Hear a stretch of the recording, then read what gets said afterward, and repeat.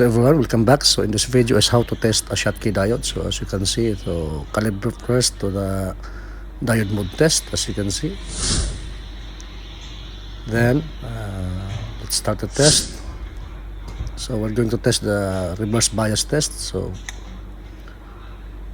in the reverse bias test, the read test probe or the positive test lead connect to the center pin, which is the common cathode, and then the negative test probe connect to the pin 1 and then the pin 3. As you can see, there is no reading.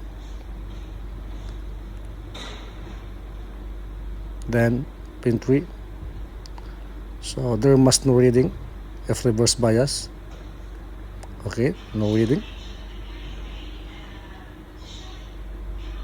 And then let's test the forward bias, which is the negative test probe or the black test probe connect to the center pin, the common cathode, and then the red test probe connect to the pin 1 and then pin 3.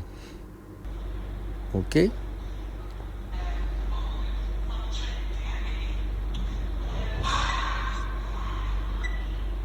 so pin 1 is anode, pin 2 is the center pin, the common cathode.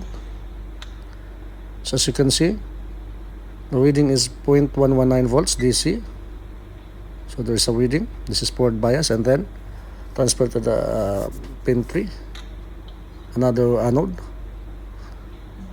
and then the reading is 0.121 volts DC.